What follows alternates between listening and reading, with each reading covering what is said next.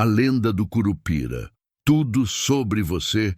Já parou para pensar no que realmente protege nossas florestas? Não estou falando de leis ambientais ou fiscalização governamental. Estou falando de algo muito mais antigo, muito mais profundo, que vem desde antes da colonização, desde os tempos em que os povos indígenas eram os únicos habitantes dessas terras imensas e misteriosas. Estou falando do Curupira, o guardião da mata, uma das lendas mais fascinantes e complexas do folclore brasileiro. Hoje, vamos mergulhar fundo nessa história que atravessou séculos, que assustou gerações, que moldou o respeito que muitos ainda têm pela natureza. E eu garanto que ao final deste vídeo, você vai entender por que essa lenda não é apenas uma história de terror para assustar crianças, mas um verdadeiro código de ética ambiental transmitido através da oralidade, da cultura e da sabedoria ancestral. Então, respire fundo, relaxe e prepare-se para conhecer cada detalhe sobre o Curupira. Vamos entender suas origens, suas características, suas histórias mais famosas e, principalmente, o que essa lenda nos ensina sobre respeito, natureza e equilíbrio. Porque acredite, há muito mais por trás desse ser de cabelos vermelhos e pés virados do que você imagina. Vamos começar pelo começo, pela origem dessa lenda que é tão brasileira quanto a Amazônia, o Pantanal e a Mata Atlântica. O Curupira não é uma invenção recente, nem uma criação da literatura moderna. Suas raízes estão fincadas profundamente na cultura indígena, especialmente entre os povos Tupi-Guarani, que habitavam grande parte do território brasileiro antes da chegada dos europeus.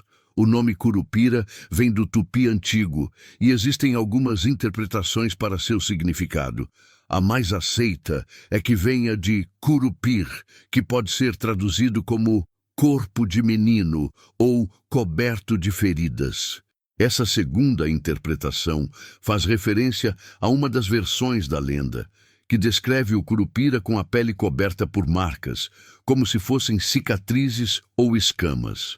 Mas, independente da etimologia exata, o que importa é que esse nome carrega em si uma identidade ancestral, uma conexão com a língua e a visão de mundo dos primeiros povos que pisaram nesta terra. Os primeiros registros escritos sobre o Curupira datam do século XVI, feitos por cronistas e jesuítas europeus que chegaram ao Brasil e começaram a documentar os costumes, crenças e histórias dos indígenas.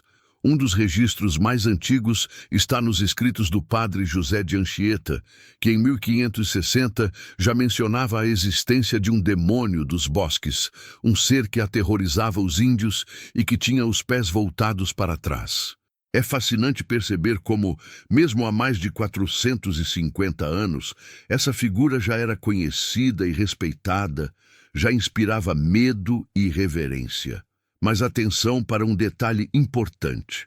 Para os indígenas, o Curupira não era um demônio no sentido cristão da palavra. Essa interpretação foi uma leitura europeia, influenciada pela visão católica de bem e mal.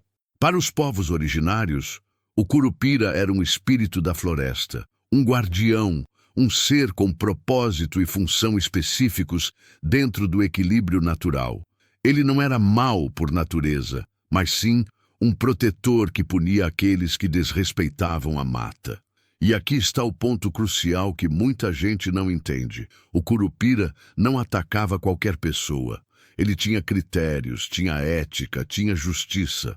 Sua fúria se voltava especificamente contra caçadores predatórios, contra aqueles que matavam animais grávidas, contra quem destruía a floresta sem necessidade, contra os gananciosos que tiravam da natureza mais do que precisavam.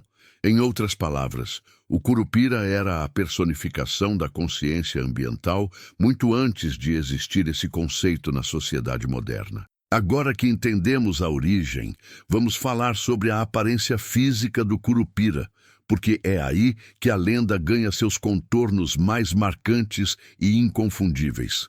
A característica mais famosa, aquela que qualquer brasileiro conhece, são os pés virados para trás. Isso mesmo, o curupira tem os calcanhares na frente e os dedos apontando para trás. E não, isso não é um erro de descrição ou uma confusão na transmissão oral da história. Essa característica tem um significado profundo e uma funcionalidade narrativa brilhante. Pense comigo. Se você está caçando na floresta e encontra pegadas no chão, naturalmente você vai segui-las na direção para onde os dedos apontam, certo? É o instinto básico de qualquer rastreador. Mas se essas pegadas pertencem ao curupira, você está sendo enganado, está seguindo na direção oposta, está se afastando dele enquanto pensa que está se aproximando. Ou pior, está sendo atraído cada vez mais para dentro da mata, para lugares desconhecidos, perigosos, de onde talvez não consiga voltar. É uma armadilha natural, uma defesa engenhosa da floresta contra invasores indesejados. Mas os pés virados não são a única característica física marcante. O curupira é geralmente descrito como tendo a aparência de um menino ou de um adolescente, baixo de estatura, mas com força descomunal. Sua pele, dependendo da versão da lenda, pode ser escura como a dos indígenas, avermelhada como o barro, ou até mesmo coberta por pelos, como os animais selvagens. E então temos o elemento visual mais impactante, os cabelos de fogo, uma cabeleira vermelha, alaranjada que em algumas versões literalmente solta chamas ou brilha na escuridão da mata. Esses cabelos vermelhos não são apenas um detalhe estético, eles representam o elemento selvagem, indomável, perigoso. Em muitas culturas, o cabelo ruivo é associado a seres sobrenaturais, a energia intensa, a uma conexão com forças primitivas. No caso do curupira, essa cabeleira de fogo é como um aviso visual, uma bandeira vermelha dizendo: cuidado, você está diante de algo que não compreende, algo que não pode controlar. Algumas versões da lenda também descrevem o curupira como tendo orelhas pontudas, dentes afiados e olhos brilhantes que conseguem enxergar na escuridão total da floresta. Ele é rápido, ágil, conhece cada árvore, cada trilha, cada som da mata. É praticamente impossível surpreendê-lo ou enganá-lo em seu próprio território. A floresta é sua casa, sua extensão, quase como se ele e a mata fossem uma coisa só, conectados de maneira indissolúvel. Mas o curupira não age sozinho. Em muitas histórias, ele é acompanhado por animais da floresta, especialmente porcos selvagens, queixadas e caititus, que obedecem seus comandos e o ajudam a proteger o território. Há relatos de pessoas que afirmam ter visto manadas inteiras cercando invasores, guiadas pelo curupira, criando uma barreira viva entre os humanos e as áreas mais profundas da selva. Agora, vamos ao que realmente importa. O que o curupira faz? Qual é seu papel nas histórias? Como ele age? E principalmente porque tantas pessoas, mesmo nos dias de hoje, ainda acreditam em sua existência e respeitam seus domínios? O curupira é, acima de tudo, um guardião. Sua missão é proteger a floresta, os animais, o equilíbrio ecológico. Ele não tem nada contra os humanos que respeitam a natureza, que tiram dela apenas o necessário para sobreviver, que caçam com consciência e não desperdiçam nada. Para esses, o curupira pode até ser benevolente, ajudando-os a encontrar o caminho de volta para casa ou protegendo-os de perigos reais da mata, como cobras venenosas ou onças. Mas ai daquele que entra na floresta com ganância no coração. O caçador que mata fêmeas grávidas, que destrói ninhos, que abate mais animais do que consegue carregar, esse encontrará a fúria do curupira. E essa fúria se manifesta de formas variadas e aterrorizantes. Uma das mais comuns é fazer o invasor se perder, completamente desorientado, mesmo em trilhas que conhece há anos. A pessoa dá voltas e mais voltas, passa pelos mesmos lugares repetidas vezes, não consegue encontrar a saída, entra em pânico. O curupira também é conhecido por criar ilusões sonoras. Ele imita vozes humanas, chamando pelo nome da pessoa, fazendo-a seguir na direção errada.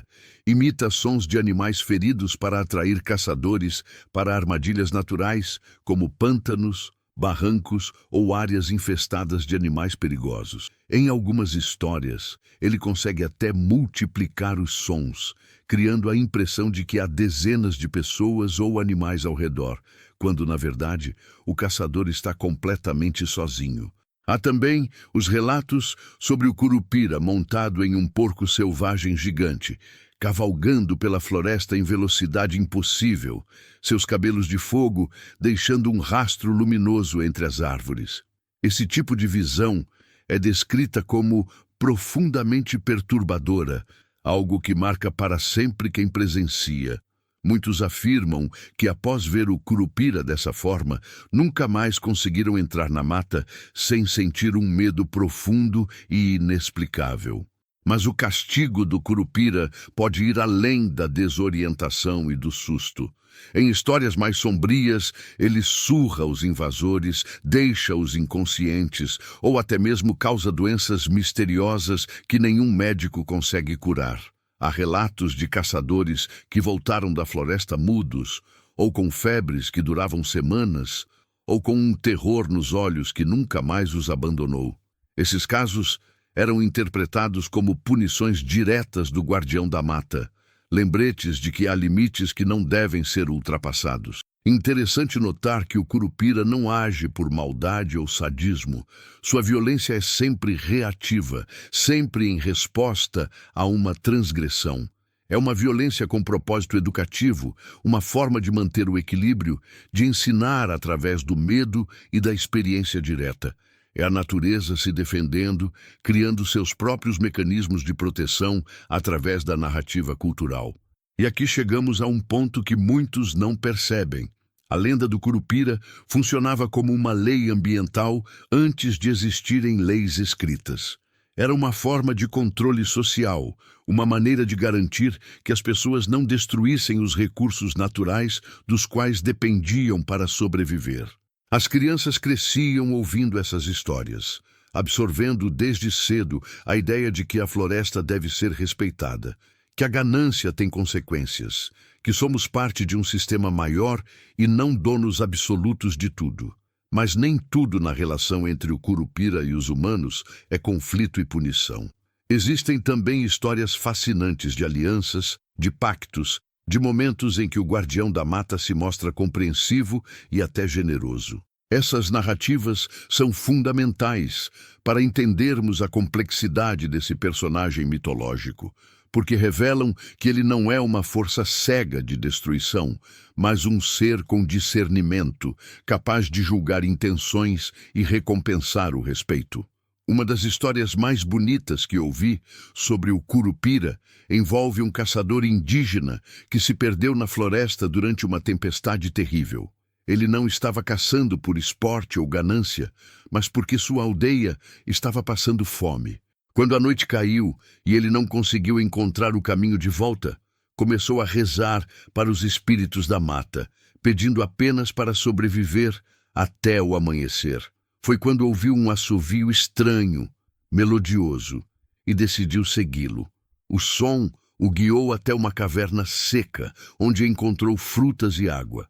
Pela manhã, quando saiu, percebeu que estava a poucos passos de uma trilha conhecida. Ele sempre acreditou que foi o curupira quem o salvou, reconhecendo a pureza de suas intenções. Outra história conta sobre um lenhador que entrou na mata para cortar árvores, mas antes de começar, fez uma oferenda ao curupira. Deixou fumo, cachaça e mel ao pé de uma árvore grande, pedindo permissão para trabalhar. Durante semanas, ele cortou apenas as árvores necessárias, sempre agradecendo e sempre deixando as mais antigas intocadas. Nunca se perdeu, nunca foi atacado por animais, nunca sofreu acidentes. Seus companheiros, que zombavam de sua superstição e cortavam indiscriminadamente, viviam se machucando, se perdendo, e um deles até desapareceu na floresta sem deixar rastro. Essas histórias de reciprocidade são importantes porque mostram que o folclore brasileiro não é maniqueísta, não divide o mundo simplesmente entre bem e mal. O Curupira não é um vilão, é um guardião com regras claras. Respeite a floresta e ele te protegerá. Desrespeite e enfrentará as consequências. É uma ética baseada em equilíbrio, em reciprocidade, em compreender que tudo na natureza tem seu lugar e seu propósito.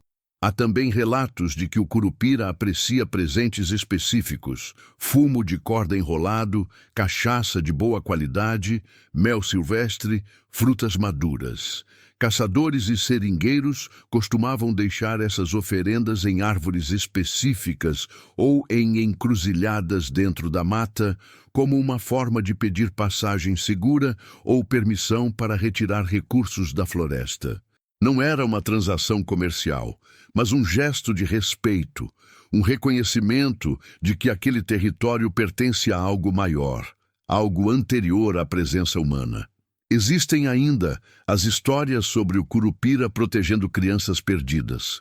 Há diversos relatos, especialmente em comunidades ribeirinhas e indígenas, de crianças que se afastaram da aldeia, se perderam na mata e foram encontradas dias depois, saudáveis, alimentadas, às vezes até brincando tranquilamente, como se nada tivesse acontecido.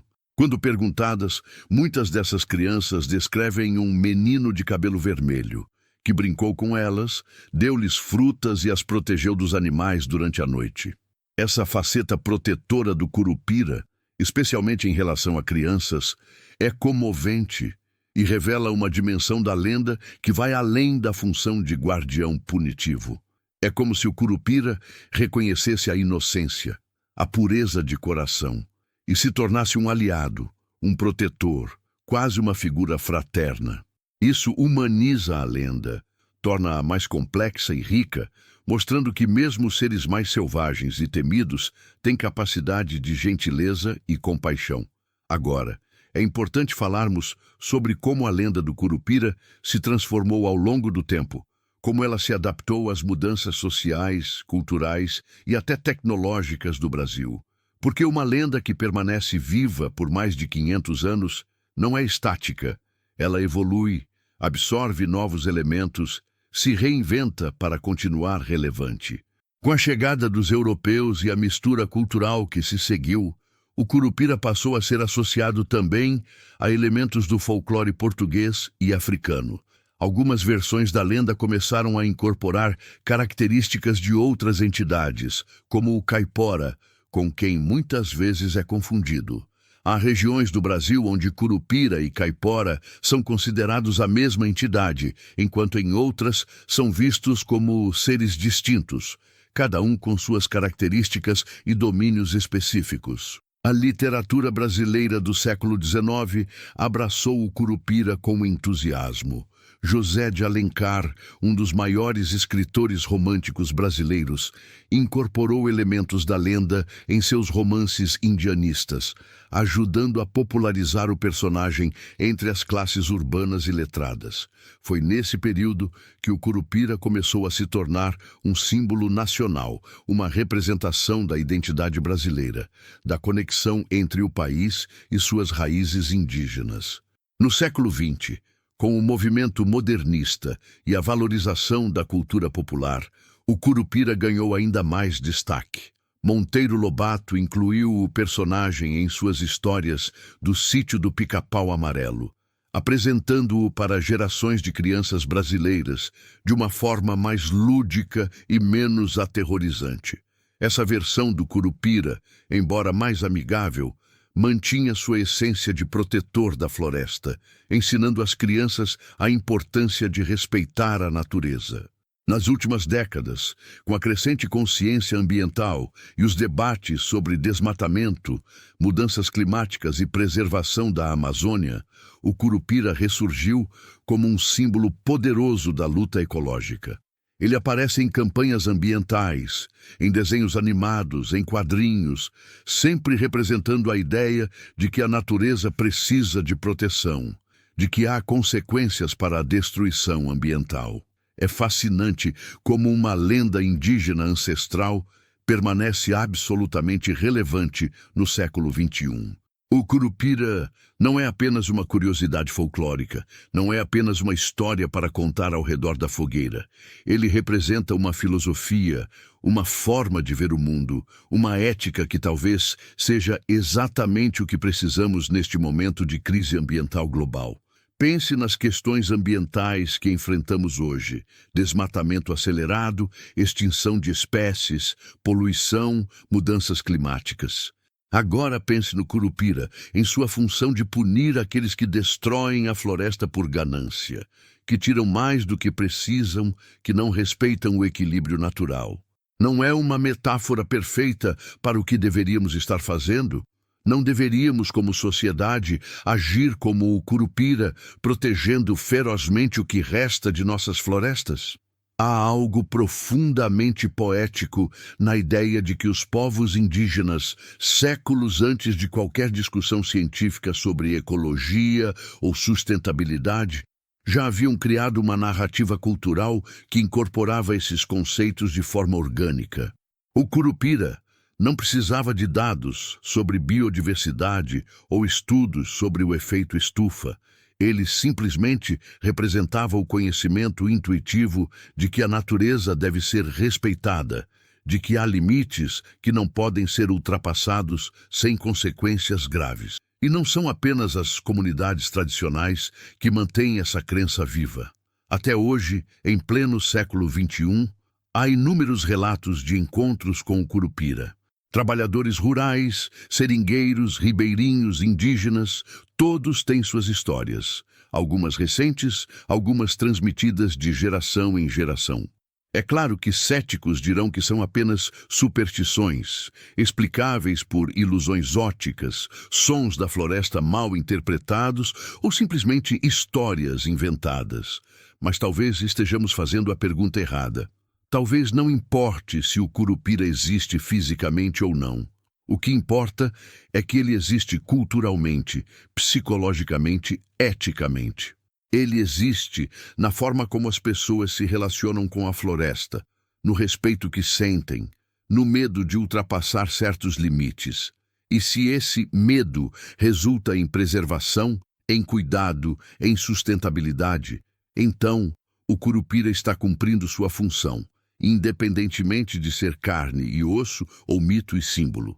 Há pesquisadores que estudam o impacto dessas crenças tradicionais na conservação ambiental, e os resultados são impressionantes. Áreas onde comunidades tradicionais mantêm suas crenças em entidades como o Curupira apresentam taxas significativamente menores de desmatamento e caça predatória. Não é magia, é cultura funcionando como ferramenta de conservação. É sabedoria ancestral traduzida em ação prática. Deixe-me compartilhar com você uma história que li há alguns anos, contada por um pesquisador que trabalha na Amazônia. Ele estava fazendo um estudo sobre fauna em uma área remota, acompanhado por um guia local. Em determinado momento, chegaram a uma clareira lindíssima, com árvores centenárias e um pequeno riacho. O pesquisador queria montar seu acampamento ali, mas o guia recusou categoricamente, dizendo que aquele era um lugar do Curupira, que não deveriam pernoitar ali. O cientista, inicialmente cético, insistiu, argumentando que eram superstições. O guia paciente explicou que não importava se ele acreditava ou não. Aquelas árvores eram sagradas. Aquele lugar era protegido pela comunidade há gerações, e pernoitar ali seria desrespeitoso. O pesquisador finalmente cedeu e montaram um acampamento mais adiante. Naquela noite, uma tempestade violenta caiu sobre a região. Pela manhã, quando voltaram à clareira, encontraram várias árvores caídas exatamente onde ele havia querido montar as barracas. O guia simplesmente olhou para ele e disse: "O Curupira protege os respeitosos e pune os arrogantes." O cientista nunca mais questionou as orientações do guia. Histórias assim são incontáveis.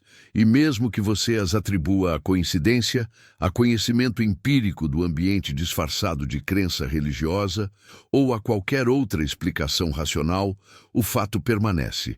Essas crenças salvam vidas e preservam a natureza. O Curupira, portanto, é muito mais do que uma lenda. É uma ferramenta cultural de sobrevivência. Vamos falar também sobre as variações regionais da lenda, porque o Brasil é imenso e cada região adaptou a história do Curupira às suas particularidades locais. Na Amazônia, ele é frequentemente descrito como um ser mais feroz, implacável, à altura da grandiosidade e perigos daquela floresta gigantesca. Já em regiões de Mata Atlântica ou Cerrado, algumas versões o retratam como um ser menor, mais próximo de um duende ou elfo, mas não menos poderoso. No Nordeste, especialmente no interior, há histórias que misturam o Curupira com elementos da cultura sertaneja, e ele às vezes aparece em narrativas de cordel, sempre como um personagem que pune a ganância e protege o pouco de mata que resta naquelas regiões mais áridas. É comovente perceber como a lenda se adapta, como ela se molda às necessidades narrativas de cada comunidade, mantendo sempre seu núcleo essencial, a proteção da natureza. No sul do Brasil, onde a colonização europeia foi mais intensa e muitas das florestas originais foram devastadas, o Curupira ganhou um tom quase nostálgico, como se fosse uma lembrança de um tempo em que havia mais mata, mais equilíbrio, mais respeito. Há uma tristeza implícita nessas versões, uma melancolia por algo que se perdeu. E não podemos esquecer das representações artísticas do Curupira. Cinema, teatro, artes plásticas, música, todas essas formas de expressão já exploraram esse personagem fascinante. Há pinturas que o retratam como uma criatura assustadora, quase monstruosa, enquanto outras o mostram como um jovem guerreiro, nobre e belo em sua selvageria. Há músicas que contam suas façanhas, peças de teatro que dramatizam encontros entre caçadores e o guardião da mata. Cada artista que se debruça sobre a lenda do Curupira acrescenta sua própria interpretação, sua própria camada de significado. E isso é maravilhoso, porque mostra que a lenda está viva, que continua inspirando, provocando, fazendo as pessoas pensarem sobre sua relação com a natureza e com as tradições culturais brasileiras.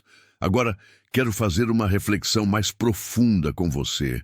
O que a lenda do Curupira nos ensina sobre nós mesmos, sobre nossa sociedade, sobre os desafios que enfrentamos como espécie?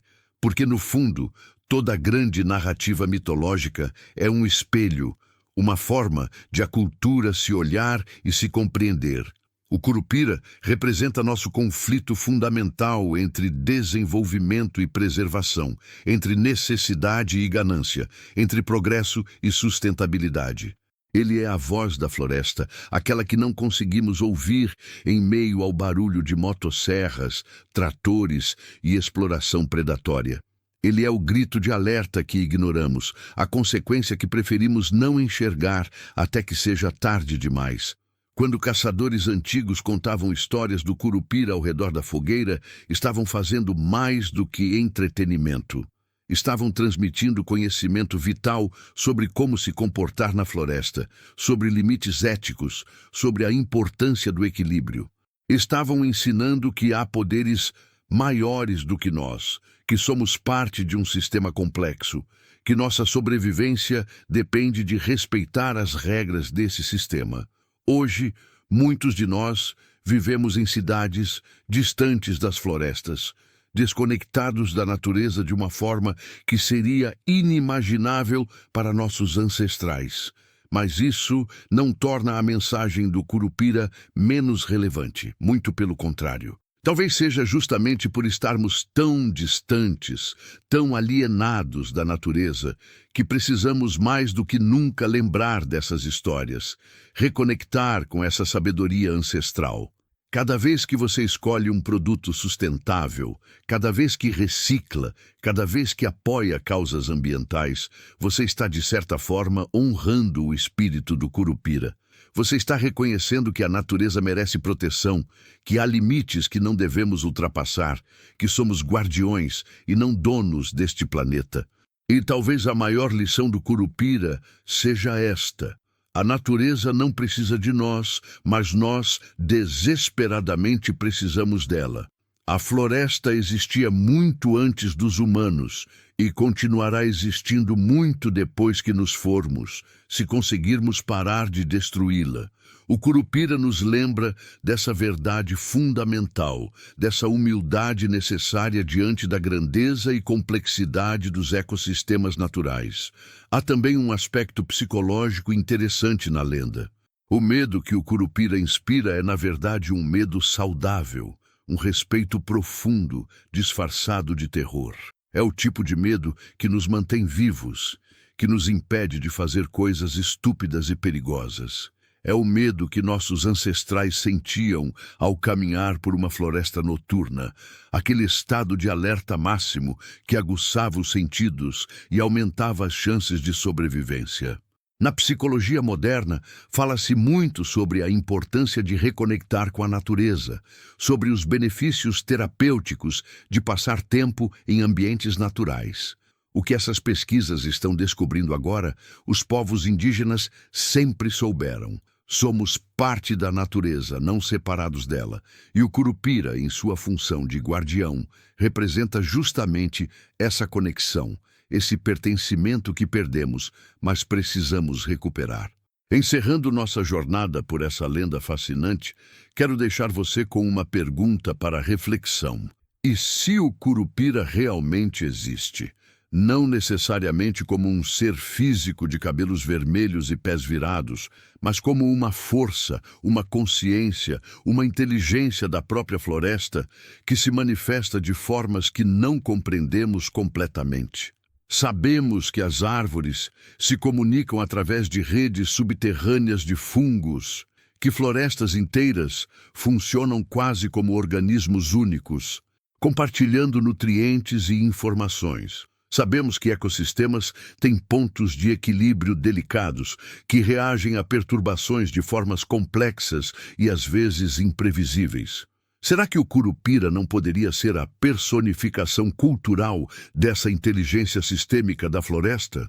Talvez estejamos apenas começando a compreender, através da ciência moderna, o que os povos indígenas sempre expressaram através de suas lendas e mitos. Talvez o Curupira seja a forma como uma cultura transmitiu, através de gerações, o conhecimento profundo sobre como a floresta funciona, como ela se defende, como ela reage a ameaças. E se for assim, então toda vez que vemos notícias sobre desastres ambientais, sobre áreas desmatadas que se tornam estéreis, sobre rios que secam, sobre animais que desaparecem, não estaríamos, de certa forma, testemunhando a vingança do Curupira?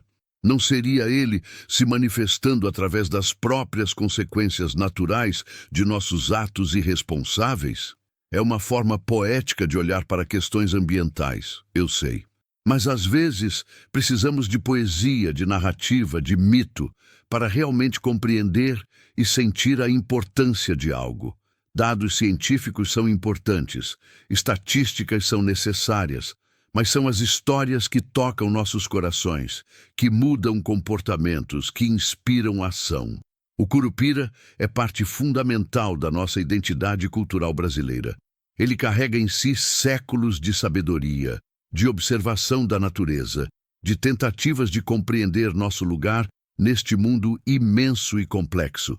Ignorar essas lendas, tratá-las como meras superstições ultrapassadas, é desperdiçar um tesouro de conhecimento ancestral que poderia nos ajudar a enfrentar os desafios ambientais contemporâneos. Então, da próxima vez que você ouvir sobre o Curupira, não pense apenas em uma história de terror para assustar crianças.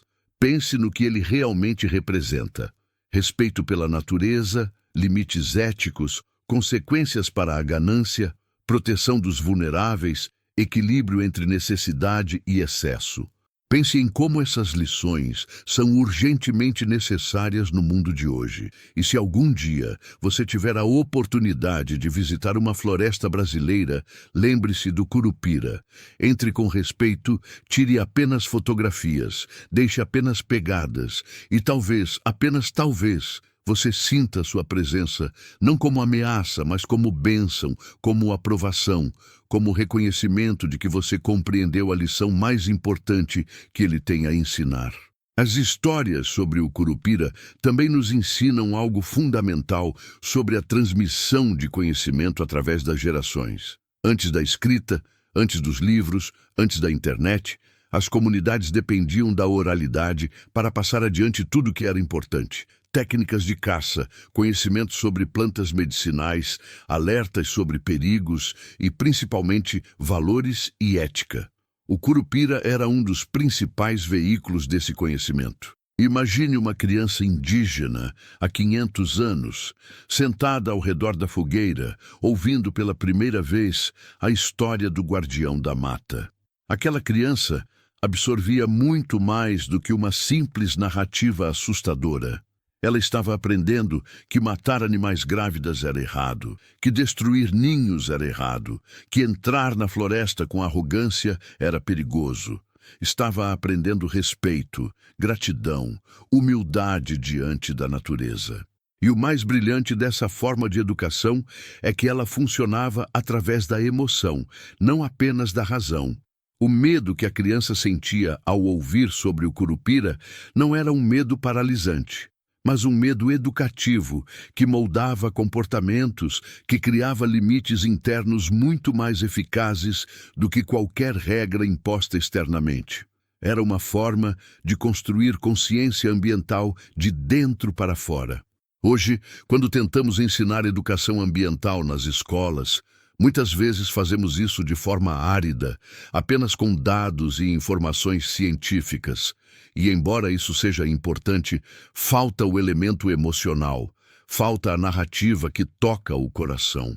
Talvez devêssemos resgatar essas lendas, usar o poder dessas histórias ancestrais para despertar nas novas gerações o mesmo respeito pela natureza que elas despertavam há séculos. Há escolas e projetos educacionais que já fazem isso, incorporando o folclore brasileiro no ensino de ciências ambientais, e os resultados são impressionantes.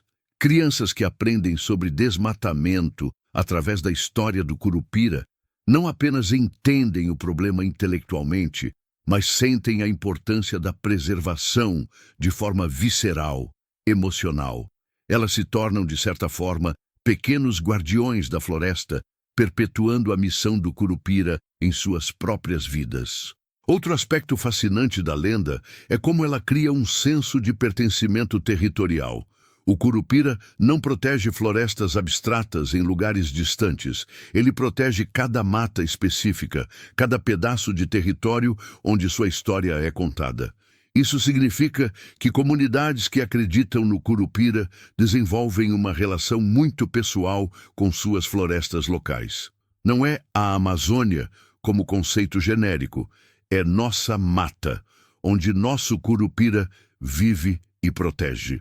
Esse senso de propriedade coletiva e responsabilidade compartilhada é extremamente poderoso para a conservação. Quando você sente que um lugar é seu, que você tem uma conexão ancestral com ele, que seus avós e bisavós conheceram as mesmas árvores, as mesmas trilhas, as mesmas histórias, você se torna naturalmente um protetor. O Curupira, portanto, não protege apenas no plano mitológico, mas também no plano psicológico, criando vínculos emocionais entre pessoas e lugares. Vamos falar também sobre um tema delicado, mas importante: a apropriação e descaracterização de lendas indígenas. Com a popularização do Curupira na mídia mainstream, especialmente em produtos voltados para crianças, há o risco de sua história ser simplificada demais, romantizada ou despida de seu contexto cultural original. Isso acontece frequentemente com elementos de culturas tradicionais que são absorvidos pela cultura de massa. Por um lado, é positivo que mais pessoas conheçam o Curupira. Quanto mais difundida a lenda, mais pessoas aprendem, mesmo que superficialmente, sobre a importância de respeitar a natureza.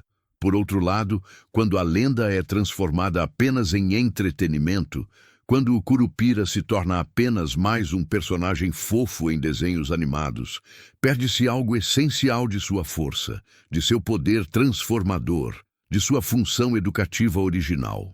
O ideal seria um equilíbrio, manter a lenda viva e acessível, mas sempre com respeito por suas origens, sempre citando e valorizando as comunidades indígenas que a criaram e preservaram. Sempre lembrando que não é apenas uma história inventada por alguém, mas um conhecimento ancestral, uma sabedoria milenar que merece ser honrada e não apenas consumida como produto cultural. Há um movimento crescente, especialmente entre artistas e educadores indígenas, de recontar essas histórias, preservando sua essência e contexto cultural. São versões que não amenizam o Curupira, que não o transformam em algo inofensivo, mas que mantêm sua complexidade, sua função educativa, seu poder de incutir respeito e reflexão. Essas são as versões que merecem nosso apoio e divulgação. Pense também no simbolismo mais profundo por trás dos pés virados. Além da função prática de enganar rastreadores, há uma mensagem filosófica aí. As coisas na natureza nem sempre são o que parecem à primeira vista. Você não pode confiar apenas em seus pressupostos, em sua lógica humana. A floresta tem suas próprias regras, sua própria lógica, que frequentemente contraria nossas expectativas e nos desafia a ver o mundo de formas diferentes. Os pés virados também podem ser interpretados como um símbolo de inversão de perspectiva. Quando entramos na floresta, deixamos de ser os dominadores, os que controlam o ambiente. Somos nós que precisamos nos adaptar, seguir as regras do lugar, respeitar quem ali habita. Os pés virados do Curupira nos lembram dessa inversão necessária de poder e controle. Há ainda uma dimensão espiritual na lenda que não podemos ignorar. Para muitas comunidades tradicionais e indígenas, o Curupira não é apenas um símbolo ou uma história moral, mas uma entidade espiritual real, com a qual é possível interagir através de rituais, oferendas e orações. Essa dimensão religiosa da lenda merece respeito, mesmo que não seja nossa crença pessoal. Essas comunidades têm cerimônias específicas antes de entrar na floresta, formas tradicionais de pedir permissão aos espíritos da mata, incluindo o Curupira. Não fazer isso seria considerado extremamente desrespeitoso e perigoso. E, novamente, independente de nossas crenças pessoais, esses rituais servem a uma função importante: criar um momento de pausa, de reflexão, de reconhecimento de que estamos entrando em um espaço que não nos pertence totalmente. Na correria da vida moderna, quantas vezes paramos para refletir antes de agir? Quantas vezes reconhecemos os limites de nosso conhecimento e poder? Quantas vezes praticamos humildade? Os rituais associados ao Curupira, mesmo vistos puramente como práticas culturais, oferecem exatamente isso: um momento de consciência, de intenção, de respeito. Deixe-me compartilhar mais uma história, esta contada por uma professora que trabalha em uma escola rural na Amazônia.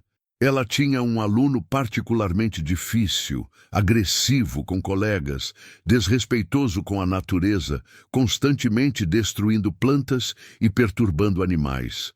Nenhuma punição ou conversa racional funcionava, até que a avó do menino contou para a turma toda a história do Curupira, com detalhes vívidos e aterrorizantes. O efeito foi imediato. O menino mudou completamente de comportamento, não por medo de ser castigado pela escola, mas por medo genuíno do Curupira. Meses depois, a professora o viu cuidadosamente desviando de um ninho de pássaros no caminho da escola, algo que antes ele teria destruído sem hesitar. Quando ela perguntou o porquê, ele simplesmente respondeu: "O Curupira está me observando.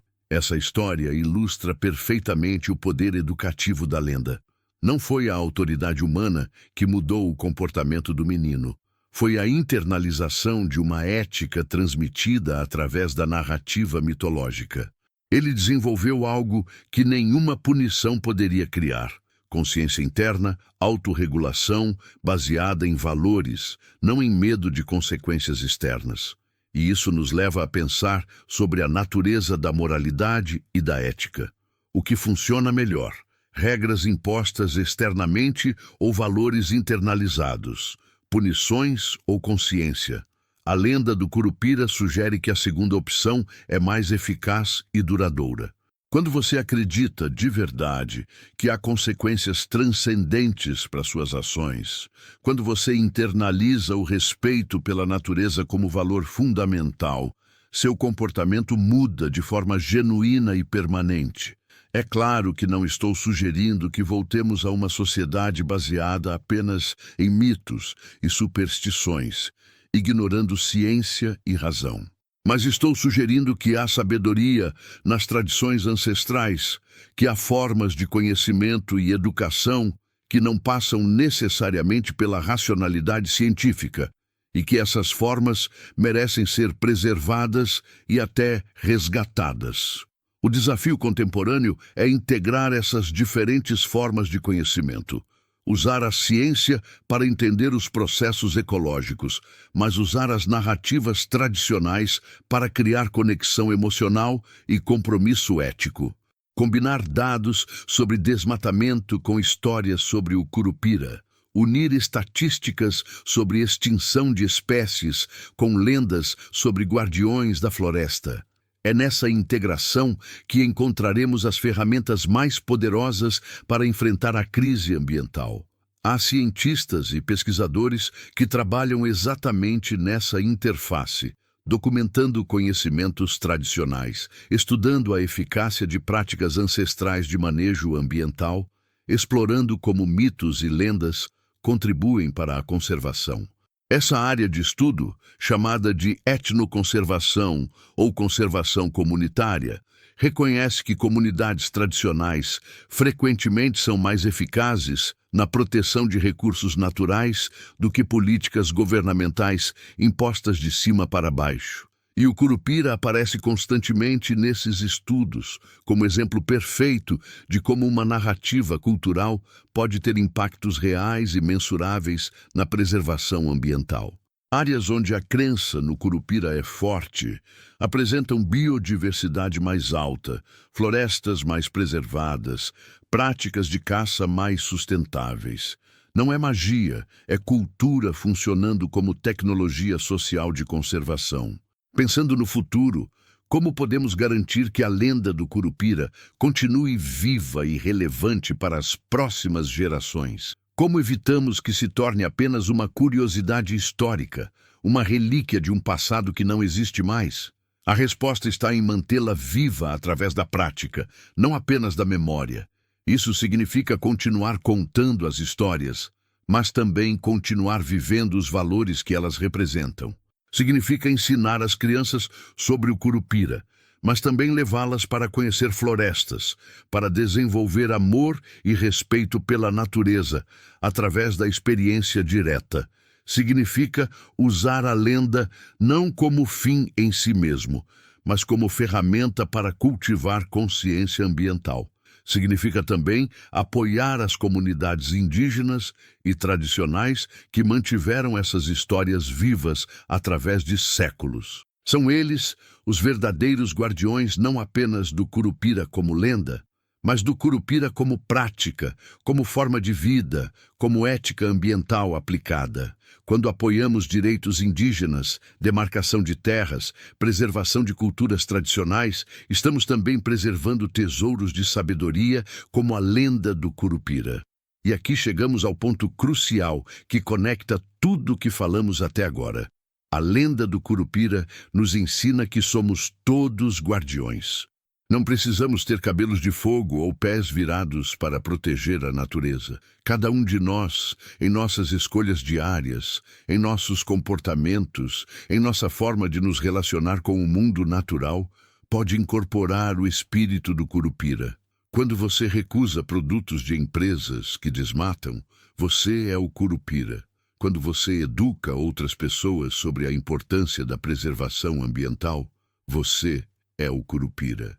Quando você denuncia crimes ambientais, apoia organizações de conservação ou simplesmente trata a natureza com respeito e reverência, você está cumprindo a missão do guardião da mata. A diferença é que o Curupira mitológico agia sozinho, isolado em sua floresta, lidando com invasores individuais. Nós temos a vantagem de poder agir coletivamente, de juntar forças, de criar movimentos sociais e políticas públicas. Somos milhões de potenciais curupiras, e se cada um fizer sua parte, podemos proteger muito mais do que uma única mata. Podemos proteger biomas inteiros, podemos reverter a devastação que tem sido feita. Mas isso requer coragem. O Curupira não era um ser complacente ou diplomático. Ele era feroz quando necessário, implacável na defesa do que protegia. Precisamos dessa mesma ferocidade, desse mesmo comprometimento absoluto. Não podemos mais aceitar destruição ambiental como preço inevitável do desenvolvimento. Não podemos mais ficar em silêncio quando vemos crimes contra a natureza. Precisamos ser guardiões tão dedicados quanto o Curupira das lendas. E para concluir nossa jornada por essa lenda fascinante e profunda, quero deixar você com uma última reflexão.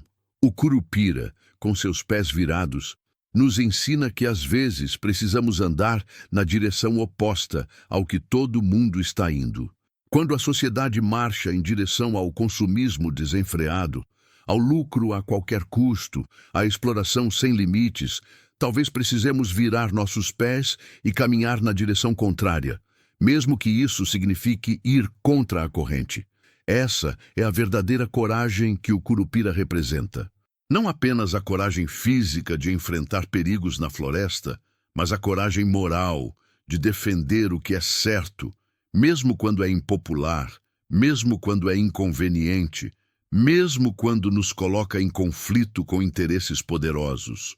O Curupira nunca se importou em ser amado ou aceito, ele se importava em cumprir sua missão.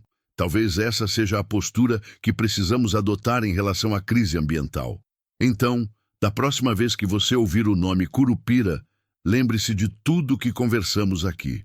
Lembre-se que não é apenas uma lenda entre tantas outras, mas um código de ética milenar, uma filosofia ambiental sofisticada, uma ferramenta educativa poderosa e, acima de tudo, um chamado para que cada um de nós se torne um guardião da natureza. As florestas brasileiras precisam de seus curupiras. Os animais em extinção precisam de seus curupiras. Os rios poluídos, as áreas desmatadas, os ecossistemas em colapso, todos precisam de guardiões dedicados, corajosos, implacáveis na defesa do equilíbrio natural. E esse guardião pode ser você. Carregue o espírito do Curupira em seu coração. Deixe que seus cabelos de fogo sejam sua paixão pela preservação. Deixe que seus pés virados sejam sua coragem de ir contra o que é destrutivo, mesmo quando todo mundo segue naquela direção. E, principalmente, deixe que sua missão de proteger a natureza seja tão absoluta, tão inabalável quanto a do guardião da mata. O Curupira existe. Talvez não exatamente como as histórias descrevem, mas existe na forma de cada pessoa que escolhe proteger em vez de destruir, preservar em vez de explorar, respeitar em vez de dominar. Existe em você, se você escolher deixá-lo existir. E essa escolha, essa decisão de se tornar um guardião, é talvez a mais importante que você pode fazer neste momento crucial da história humana. Que as florestas tenham milhões de curupiras. Que cada um de nós seja um protetor feroz do equilíbrio natural. E que as próximas gerações possam crescer não apenas ouvindo histórias sobre o guardião da mata, mas vendo esses guardiões em ação, em cada pessoa que escolheu defender a vida, a biodiversidade, o futuro do nosso planeta. E você vai se tornar um guardião da floresta? Vai incorporar o espírito do Curupira em sua vida? Deixe seu comentário aqui embaixo contando o que achou dessa lenda fascinante e se você tem alguma história sobre o Curupira para compartilhar. Conhece alguém que já teve um encontro com o Guardião da Mata? Conta pra gente! E se você gostou desse mergulho profundo em uma das lendas mais importantes do folclore brasileiro, se inscreve no canal, ativa o sininho para não perder os próximos vídeos sobre mitos, lendas e cultura brasileira. Vamos juntos manter vivas essas histórias que são parte fundamental da nossa identidade. Compartilhe esse vídeo com aquela pessoa que precisa conhecer mais sobre nossas raízes culturais, sobre a sabedoria dos povos originários, sobre a importância de proteger nossas florestas. Cada compartilhamento ajuda a espalhar o espírito do Curupira, a criar mais guardiões para a natureza brasileira. Um forte abraço e até o próximo vídeo.